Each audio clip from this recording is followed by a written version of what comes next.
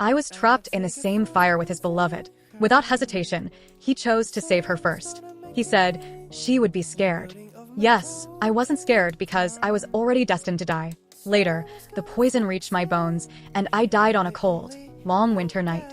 In the snowstorm, I saw him staggering towards me, trembling as he fell in front of me. Ali, weren't you always afraid of the cold? Get up, let's go home, okay? No need, I will never feel cold again. When the doctor told me I had only half a year left, Shen Qianxi was rushing to save his beloved, the future crown princess Su Yaya. The crown prince was attacked on the battlefield, his fate unknown. Su Yaya encountered mountain bandits on her way to pray at the temple. Upon hearing the news, Shen Qianxi immediately left behind my sick self to go to her. I clutched his sleeve and pleaded, "Qianxi, can you stay with me? I'm scared." He pried my fingers away, frowning. "Didn't I send for the doctor? What are you afraid of?" Huh. What am I afraid of? I'm afraid of dying, and more afraid of dying without you by my side. But he left in the end. After taking the medicine, I vomited some blood and saw Sui Sui poking its little head out from the corner, suddenly nostalgic for Nian Nian, who had been with me for so long. These were my two fat, white rabbits, Nian Nian and Sui Sui. Unfortunately, Nian Nian died of illness not long ago. The day Nian Nian died was a sunny summer day. It lay in my arms, never to move again. I held it and cried for a long time. Shen Qianxi, perhaps irritated by my crying, pinched my chin and said, "Have you cried enough? It's just a rabbit." "Yes, just a rabbit. Nothing worth crying over." He seemed to have forgotten. Nian Nian and Sui Sui were brought back from the hunting grounds by him for me. I took care of them for a long time until they were lively and healthy again. I told him, "Nian Nian is Ali and Sui Sui is Qianxi. Nian Nian died, and I'm about to die too." Cicadas buzzed faintly outside the window. I used to find them noisy, but now I want to listen more because I won't hear them again in the future. Sunlight leaked through the window, carrying a faint floral scent, making one drowsy. In a daze, I seemed to dream of marrying Shen Qianxi at 15. When the red veil was lifted, I saw his gentle and elegant face. He held me tightly, saying he would treat me very well in the future. Back then, I was too naive to know that this goodness had an expiration date. Until that year when the temple caught fire and Su Yaya and I were trapped inside. The fire was raging, making my throat and eyes hurt. But I endured the fear and comforted her. "Don't be afraid, Qianxi will come to save us." He had promised to protect me. Later, he came and without a moment's hesitation, carried Su Yaya out. A flame splashed onto my cheek. It hurt so much. After being saved and waking up from a night's coma, he held my finger and said, "Sorry, Ali, she is the future crown princess. She can't be hurt." My voice was hoarse from the smoke, stubbornly asking him, what if she wasn't? She would be scared. Yes, she would be scared, but I wouldn't because I was already destined to die. He still didn't know that I was poisoned to the bone, incurable. I met Shen Qianxi when I was 8. Back then, he was a concubine's son in the home mansion, and I was a young lady of the Jiang family. That day, my kite fell into the neighboring yard.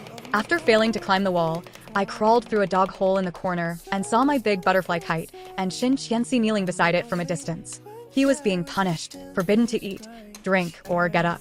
I had overheard from the maids that the second son of the neighboring home mansion was often punished by his father for being unruly. I picked up my kite beside him. He acted as if he didn't see me, remaining silent. The next morning, I peeked through the dog hole and found him still kneeling. Feeling soft-hearted, I brought some snacks and climbed over to give them to him. He didn't eat, so I squatted in front of him and ate. Then he angrily snatched the snacks from my hand and stuffed them into his mouth. I laughed. Though my mother died early and my father was just a minor official, he doted on me, and I had never suffered any grievances. Unlike Shen Qianxi, who was often punished, sometimes lightly, sometimes severely, how pitiful. So I often crawled through the dog hole to visit him, eating chestnut sticky rice chicken in front of him. Over time, we became familiar. From 8 to 18, he stayed by my side. That year, when my father was framed and everyone in the household was executed or exiled, only I was saved by him. Since then, I was no longer Jiangli, just Ali. He held my heartbroken self tightly against his chest, his voice hoarse. "Ali, I will avenge your father. They all deserve to die. No one can bully Ali." Yes, no one could bully me. He would avenge me. So those who framed my father were all taken care of by Shen Qianxi one by one. But later, the one who bullied me was him. He met Su Yaya at a palace banquet, the extraordinarily talented and beautiful daughter of the Prime Minister. I believe that night, many hearts, including Shen Qianxi's, were moved by her. By then, He was already powerful. Getting someone was not difficult, but Su Yeye and the crown prince were in love. He couldn't bear to trouble or force her, but whenever Su Yeye was in trouble, he would be the first to rush over. When Su Yeye was sad, he was there. When she was hurt, he was there. If she wanted the moon, he would find a way to get it. He didn't even reveal his feelings until that fire ignited his love and burned away the bond between us. Even if I was slow, I understood he had fallen for someone else. I realized he said he liked me and would treat me well because only I was with him during those painful days. And Su Yeye didn't need to do anything. Just standing there, he would like her. After knowing he liked Su Yeye, I thought about divorcing him. But he smiled lightly at me. Ali, where can you go after leaving me? Anywhere is fine. I just don't want to stay by your side. He grabbed my hand, his curved lips devoid of warmth. Ali, you can only stay by my side. During that time, I gave him no good face whenever we met, often quarreling with him, especially involving Su Yeye, until he angrily grabbed my wrist and said, Zhongli, you are really ugly now. Heartbreak comes in an instant. I suddenly felt it was meaningless and moved to the side courtyard, not wanting to see him. When I took a poisoned arrow for him and almost died, he stayed by my bedside, sleepless for nights. I asked him to rest, and he gently kissed my fingertips. In the moonlight, I saw the tears in his eyes. He said, Ali, I will stay with you. Don't leave me, okay? I have only you, Ali. That was probably when he loved me the most, so I had the doctor lie to him, saying the poison was cured. Later, when I found out he no longer loved me, there was no need to tell him. He avenged my father and the Jiang family, considering it repaid. Now, tormented by the poison daily, I'm too tired and no longer have the energy to argue with him. I don't want any emotions anymore. That boy who blushed under the locust tree, confessing his love. He's dead too. After knowing I didn't have long to live, I often went to Drunken Fragrance Pavilion, always booking a private room, ordering many dishes, and giving the leftovers to the beggar children outside. Books say that when no one loves you, you should love yourself more. So I never treated myself poorly, eating and drinking well. But sometimes, halfway through eating, I would suddenly feel intense pain, blood flowing from my mouth uncontrollably, never able to wipe it clean. I could only compensate more money because I dirted their tables and chairs. Leaving the restaurant one day, I heard someone mention that Su Yeye encountered mountain bandits yesterday. She was so frightened that she hit her head and fainted on the spot. Luckily, Lord Shin took a knife for her, otherwise, he got hurt.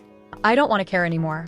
I didn't listen to the rest, taking the leftover food to the alley outside the restaurant, giving it to the child lying in the shade. His name is Fugui, a little beggar I met in spring.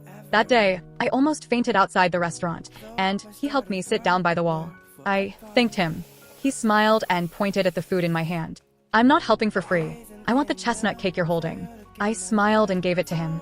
Watching him stuff it in his mouth, I was momentarily dazed, as if seeing the boy who used to snatch snacks from me. The two maids who accompanied me were sent to buy jewelry and rouge. I sat by the wall for a long time, chatting with him. I asked him, "What's your name?" "Fugui." "Fugui. Yes, I will be rich and noble in the future."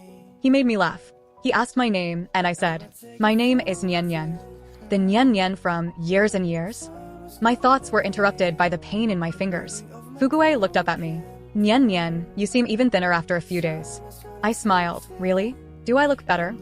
"Bah, you're almost as thin as a beggar like me. You should eat this instead. I don't want it." He tried to return the food, but I refused. The sun made me dizzy. I took out a booklet for him. "Here, study this today." He studied each word earnestly, reluctant to part when it was time to leave. I left the booklet with him, smiling. "Next time, I'll teach you more.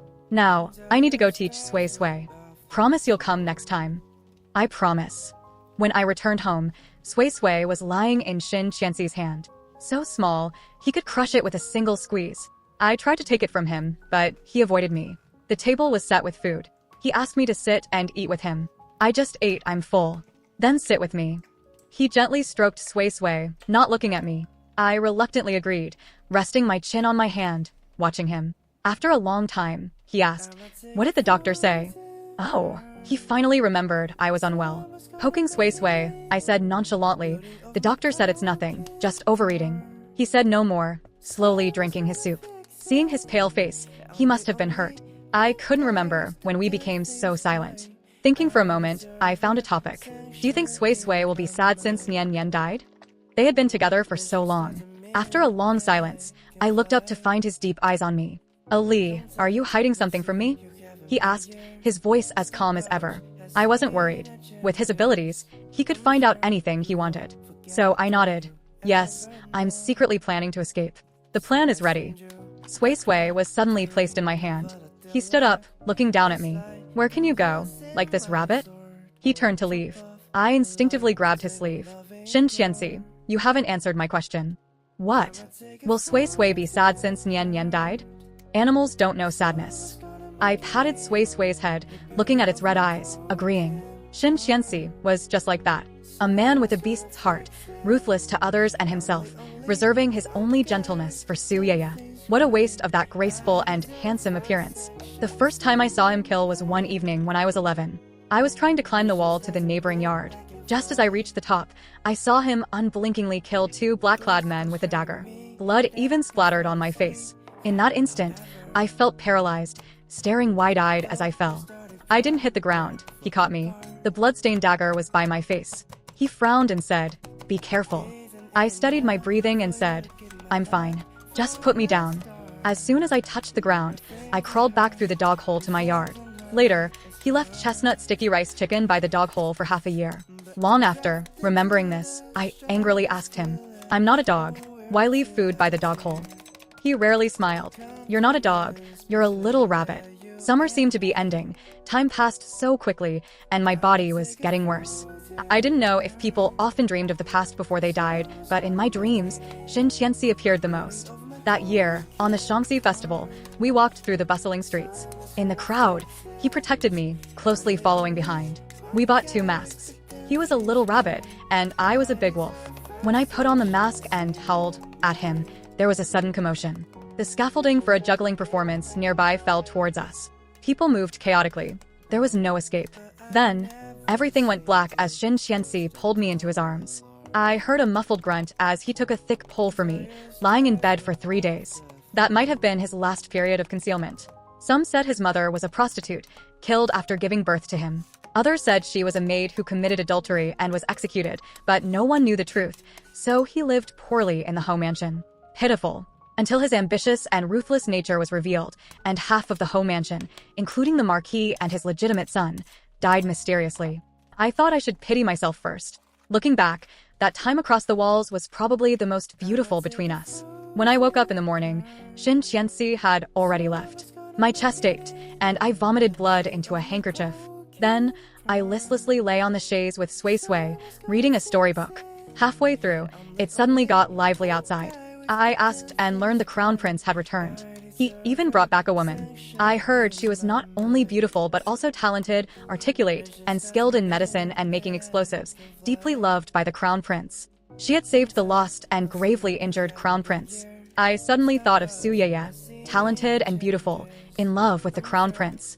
But now, the crown prince returned with another woman.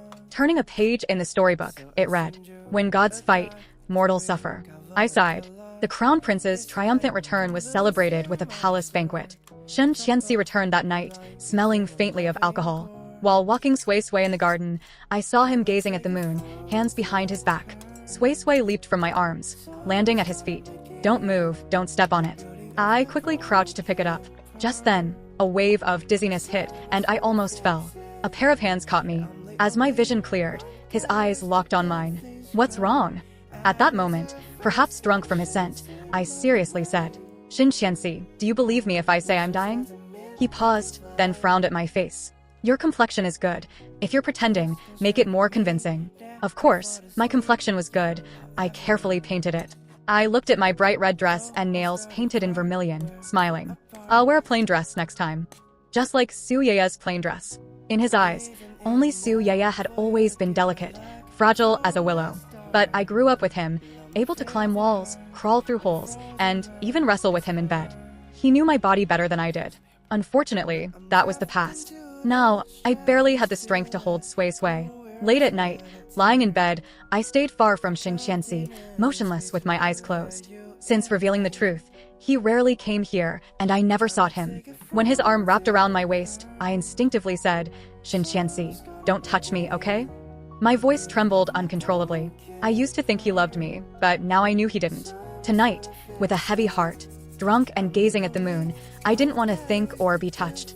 It disgusted me. Ali, do you think you can resist if I want something? His breath tickled my ear.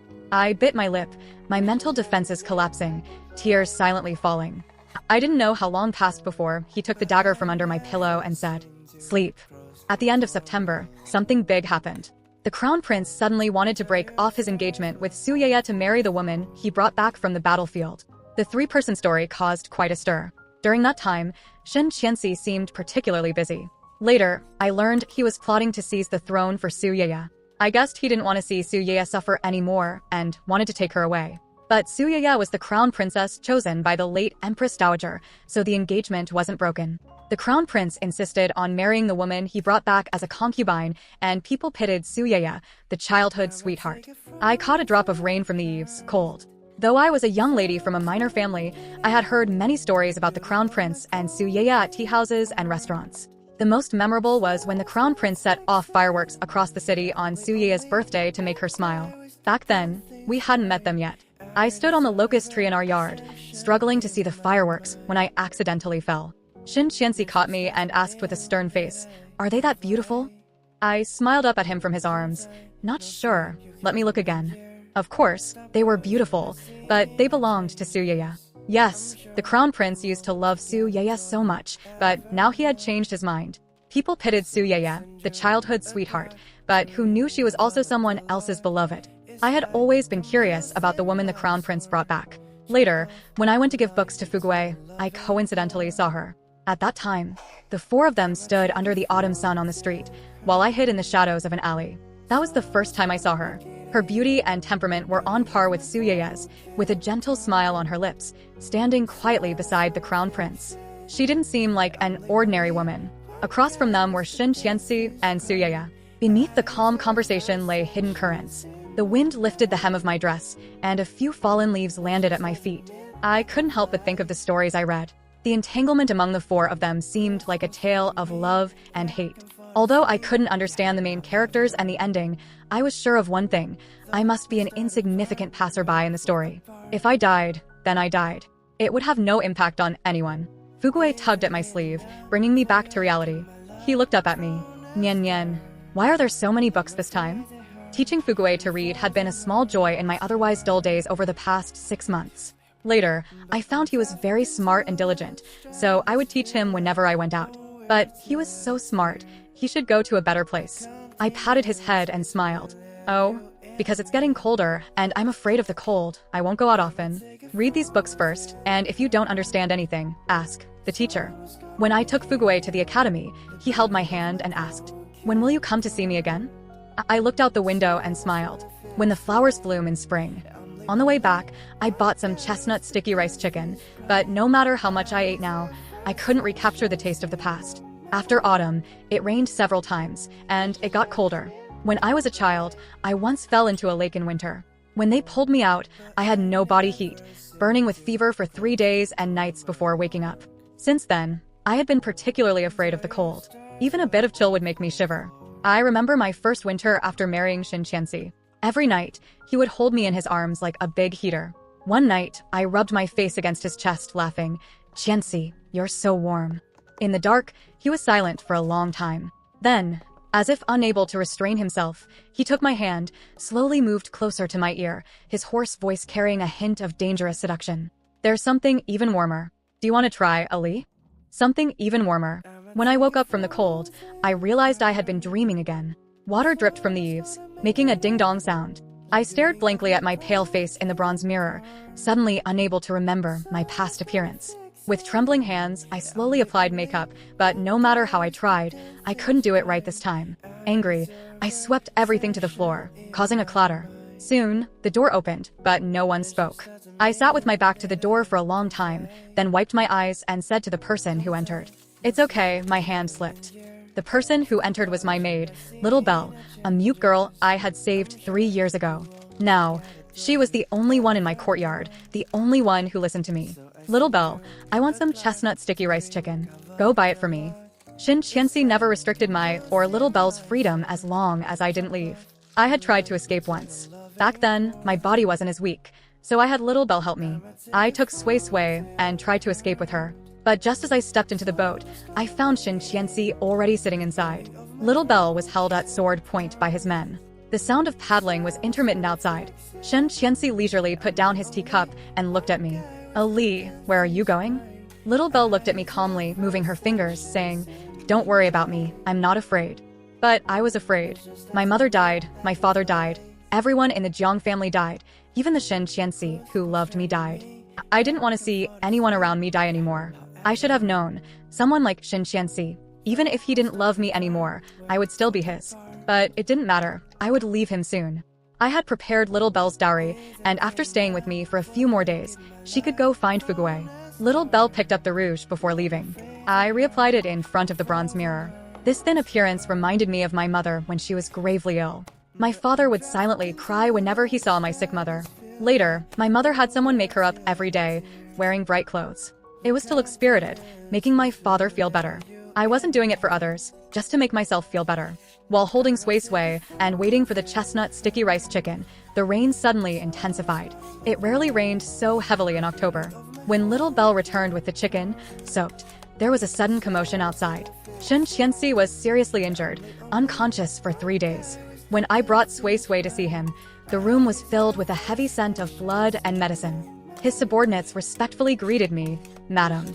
I ignored them and went straight to the bedside. Shin Qianxi lay there, his face ashen. If not for the slight rise and fall of his chest, one might think he was dead. I stood there silently for a long time. I remembered once when he returned with a deep wound on his back. I cried my heart out, clinging to his hand. He, sweating from the pain, weakly comforted me. "Don't cry, Ali. Does it hurt, Qianxi?" I was so afraid he would die that I didn't even dare mention death, watching over him day and night. Later, he pinched my face and laughed. "Didn't you always say I was a scourge? A scourge lives 1,000 years, Ali. I won't die." My thoughts returned. Sui Sui suddenly jumped from my hand, crouching by Shin Qianxi's bed. I murmured hoarsely, "Will he die?" His subordinate replied, "Madam, don't worry. The doctor said his life is no longer in danger, but we don't know when he will wake up. What do I have to worry about?" Indeed, a scourge lives 1,000 years. I picked up Sui Sui and left, never saying a word to him. Later, I found out he was injured saving Suyaya. When I left, she came right after. I didn't know what she said, but Shin Qianxi, unconscious for days, woke up. I never understood why he fell for someone else when he said he liked me. We went through so much. What defeated us? Now I know it was him. Just like when he woke up from unconsciousness because Suyaya came to see him. Shin Qianxi spent 7 days in bed recovering from his injury. One morning, I woke up to find Sui Sui missing. After searching the house, I found it under the osmanthus tree outside Shin Qianxi's courtyard. It was huddled in a corner covered in osmanthus flowers. A gust of wind blew, scattering more flowers. I didn't know why it came here until I saw the old rattan ball under the tree. It belonged to Nian Nian. When Nian Nian was alive, they loved playing under the osmanthus tree. I bent down to pick it up, but when I turned to leave, I saw Shin Qianxi sitting on the steps, his back to me, surrounded by fallen leaves. I paused before continuing forward. What was he thinking? I didn't know. But if I wasn't mistaken, the crown prince and Suyaya's wedding was soon. He wanted power and Suyaya, perhaps that was his best chance to rebel. But unexpectedly, 3 days before their wedding, the woman the crown prince brought back was abducted. The crown prince searched the city and even blamed Suyaya. I recalled the scene on the street and the rumors of the crown prince's extreme affection for that woman, feeling something was off. 2 days later, Suyaya asked Shin Qianxi to prove her innocence by helping find the woman, and then she and I were also abducted. The assailants left many dead and wounded in the house. They looked at Suyaya and me, saying, "We don't know which one it is, take them both." Suyaya was silent. I released Sui Sui, saying, "I'm not," and was knocked out. The one who took us was a young general from a neighboring country. I only realized this when his subordinates addressed him. I had heard of this ruthless, undefeated young general who could kill with a smile. I didn't know why he took us, but this was another dangerous situation with Suyaya. We had soft cloth in our mouths, tied to thick wooden stakes like live targets. Soon, a third person joined us. It was the woman the crown prince brought back, also taken by the young general. He carefully tied her to a stake, whispering something to her. On the cliff opposite, 3 men aimed arrows at us. When the crown prince arrived, he saw the scene, his face darkening. "Let them go." I thought of the story where the male protagonist has to choose, and the young general's earlier impatient order to his subordinates. I don't trust these two. To be sure, take them both. I felt helpless and sad. The young general, chewing on a grass stalk, playfully addressed the crown prince. Oh, you came alone. You must really love your fiancé. Humph, my beloved fiancé saved your lost and injured self, and you took her back as your beloved's shield, deceiving her into loving you. Shameless. Now, my fiancé doesn't believe me, and I'm very angry. I silently pondered his words. His fiancé saved the lost and gravely injured crown prince, and somehow, she lost her memory. The crown prince, thinking his situation was dangerous, took the fiancé back, pretending to love her, deceiving everyone to protect Suyaya. Later, when the fiancé believed him, her fiancé, the young general, found her. But she thought he was the liar, leading to this situation. Truly deep in love. The fiancé calmly looked at the crown prince, as did Suyaya. I struggled to hum, trying to get their attention. But no one noticed. Even if they knew I wasn't Suyaya, it was too late to tell the archers on the cliff. Besides, the crown prince never glanced at any of us. My chest ached, my mouth soaked in blood, held up only by the ropes. The young general stood beside his fiancée, angrily saying, "Now, I'll show you who he truly loves." With that, he signaled, and 3 arrows flew towards us. Without hesitation, the crown prince rushed to Suyaya, but Shin Qianxi was faster. As he grabbed the arrow, a cut appeared on his hand while another arrow pierced my shoulder. I couldn't scream through the blood-soaked cloth. The 3rd arrow merely grazed the fiancé's side, not even touching her clothes. This must be what the stories call, when gods fight, mortals suffer. In a daze, I seemed to see Shin Qianxi running towards me, just like in the temple fire, but he was a step too late. When I woke, it was snowing outside, and Sui Sui lay quietly beside me. Little Belle said I had slept for a long, long time. Shin Qianxi entered with a bowl of medicine. Seeing me awake, he paused before calmly saying, "Ali, you're awake." His tone was as if I had just taken a nap. He gently helped me up, trying to feed me the medicine. I looked at the scar on his palm and weakly smiled. "Does it hurt, Qianxi?" His hand holding the spoon trembled. I avoided the medicine, spilling it on myself. "Don't touch me, I'm in pain." After the first poison attack, the daily pain had numbed me. I often couldn't feel it anymore. But now, the pain was unbearable. "Ali, where does it hurt?" His eyes were slightly red, looking at me, asking softly, "Seeing you, everywhere hurts." I thought he must have known I was poisoned to the bone, incurable. But he never mentioned it, staying with me daily, telling me about his day, feeding me the chestnut cake he bought. For a while, it felt like we had just gotten married. My makeup was wiped off, I must look terrible, and I was left in plain clothes. That day, Shin Qianxi entered with the wind and snow as I dozed with Sui Sui. He brought a chestnut sticky rice chicken. Glancing at it, I closed my eyes again, saying indifferently, "I don't want it." "Ali. Shen Zhenqi, I'm Dayu. Can you let me go?" After a long silence, I was about to open my eyes when he hugged me. Too weak, I didn't struggle. "Shin Qianxi, are you pitying me?" "I don't need it." The arrow that pierced my shoulder seemed to hasten my death. My waking hours grew shorter, but Shin Qianxi was always by my side when I did. One evening, he sat by my bed, gently wiping my fingers. I asked, "Shin Qianxi, do you know what wish I wrote under the tree at Heian Temple that year?" Year after year, year after year. He suddenly hugged me, his voice hoarse. Im Shuri, Ali." I pushed but couldn't move him, giving up, calmly looking at him. "Shin Qianxi, can you stop pretending to be so affectionate? If you truly loved me, how could you love someone else? I'm dying, finally leaving you." He held me tightly, his voice filled with subtle helplessness and stubbornness. "Ali, you promised to stay with me forever." I smiled. "You also promised to treat me well forever.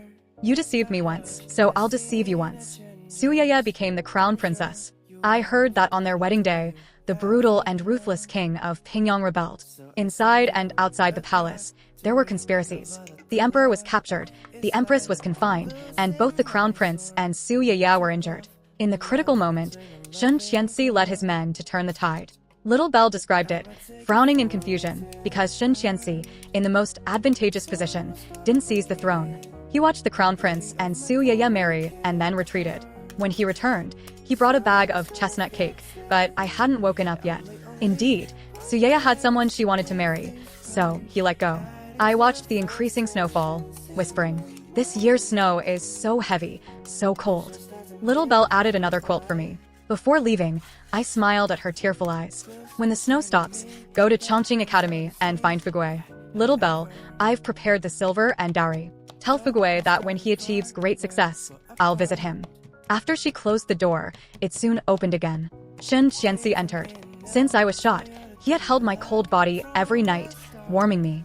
Initially, I resisted, his hand on my back pleading, Ali, don't push me away, okay? No. But I had no strength to push him away. He seemed to let go of everything, staying by my side. I looked at my pale nails and asked, am I ugly now? He gently held my hand, smiling. Ali has always been the most beautiful. But you said I was ugly. I remember everything you said, every word. Ali. Forget it, I forgive you.